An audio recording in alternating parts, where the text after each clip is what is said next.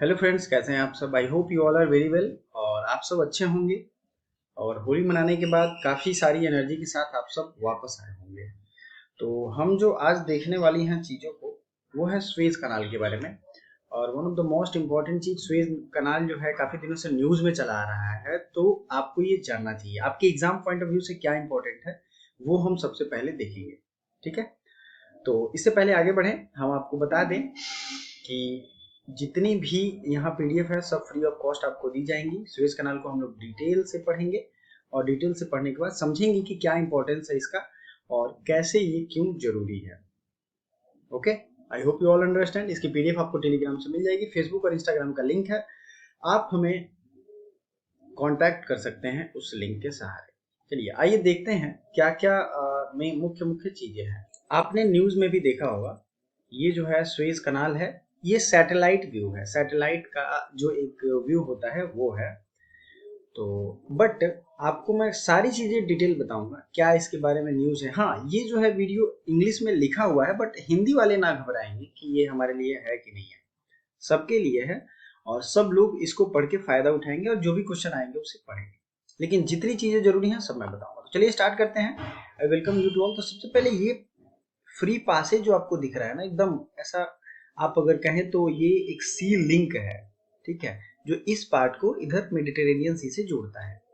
अब यहाँ पे एक बड़ा सा शिप कंटेनर के साथ बहुत भारी जहाज था, बहुत 400 टन का एटलीस्ट वो उस पे वजन था, और वो फंस गया। अगर हम लोग इसको डिटेल में देखें तो ये है इजिप्ट, और ये आपको जो दिख रहा है ना, ये यहाँ पे, ये इसको जोड़ने का काम करता है। इसको ही काट करके सुएज कनाल बनाया गया है। ठीक है, आपको ये दिख रहा होगा। अब बात करते हैं कि ये क्यों इतना ज्यादा जरूरी था और वर्ल्ड इकोनॉमी पे क्या असर डालेगा। ठीक है, क्योंकि ये बहुत ज्यादा न्यूज में था। तो आप देखो, अगर आप देख पा रहे हो डिटेल में तो मैं आपको समझाता हूँ। आप यहाँ देखोगे तो ये वर्ल्ड इकोनॉमी का एक तरीके से रास्ता है जो कि यहाँ से होकर के गुजरता है।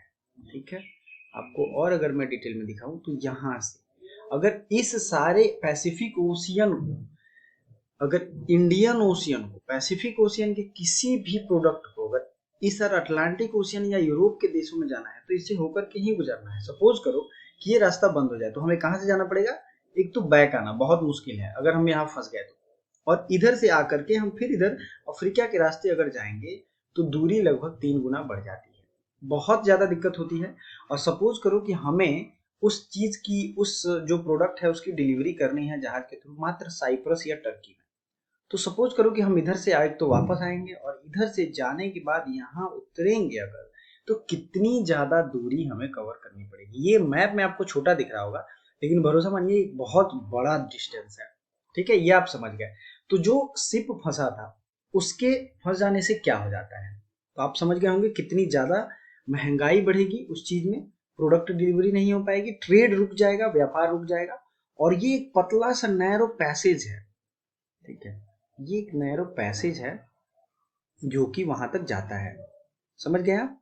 और वहां पे जाने के बाद ये जो है रेड सी को मेडिटेरेनियन सी से जोड़ता है। आपने मैप पे भी आपने देखा होगा, ये है रेड सी और ये है मेडिटेरेनियन सी।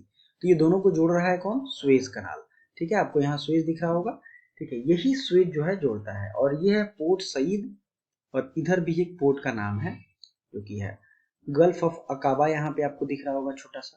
तो इन सब चीजों पे फोकस रखिए आप, यही एग्जाम में पूछे जाते हैं। रेड सी को मेडिटेरेनियन सी से कौन सा जोड़ता है, तो स्वेज कनाल जोड़ता है। कहाँ पे है, तो वेस्ट एशिया और जो है अफ्रीका की एक तरीके से ये बाउंड्री एग्रीमेंट कह लें या जो कह लें। इसका इंपॉर्टेंस हिस्ट्री में भी बहुत है और बहुत ज्यादा बार ये पूछा भी जाता है।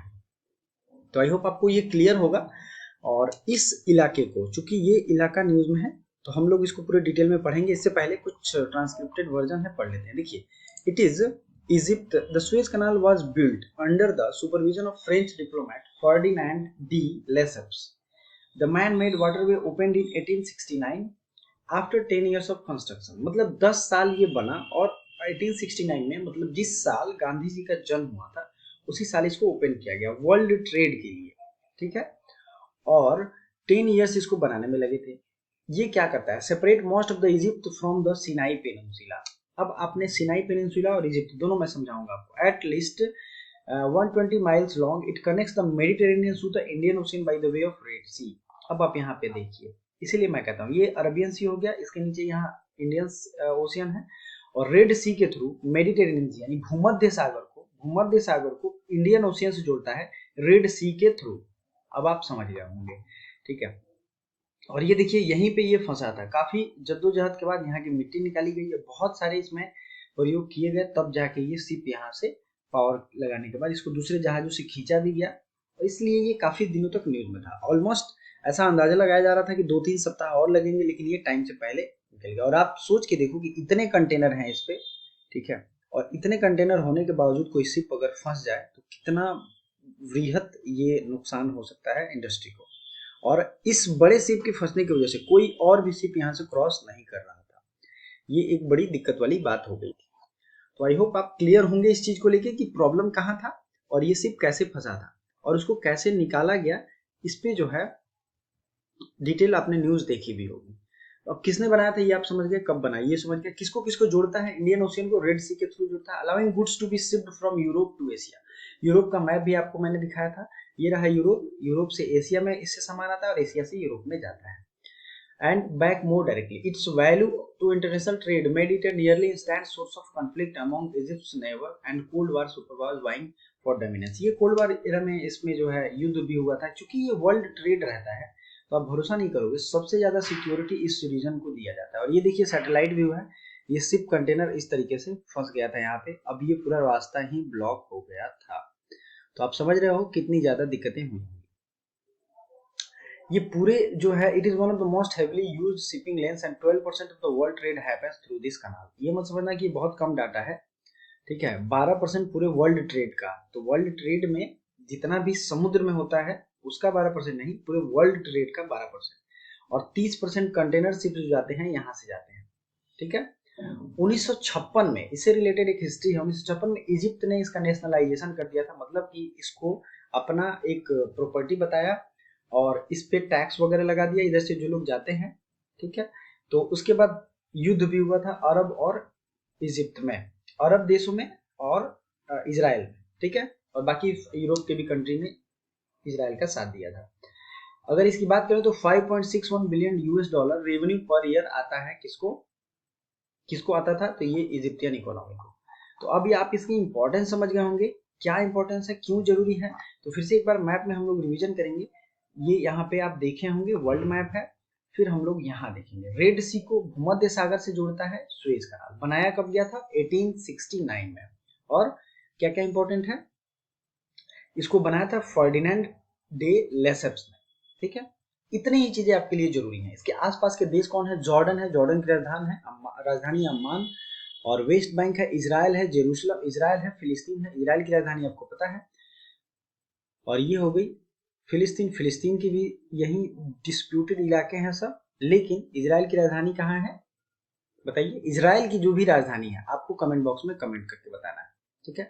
फिर सीरिया है, सीरिया की राजधानी कहाँ है, दमस्कस। और बाकी छोटे छोटे देश हैं, जैसे यहाँ लेबनान है, लेबनान की राजधानी बेरूत है, लेबनीज पाउंड यहाँ की करेंसी है, साइप्रस निकोसिया ये मेडिटेरेनियन सी में चला जाता है। तो ये सब चीजें जरूरी हैं। जो आसपास के देश, इजिप्ट है, इजिप्ट की राजधानी कायरो है, और इसको हिंदी में मिस्र कहते हैं, ये आपको पता होना चाहिए, ठीक है। और thank you so much for watching. आप कमेंट करके जरूर बताइएगा आपको ये कैसा लगा। Thank you so much.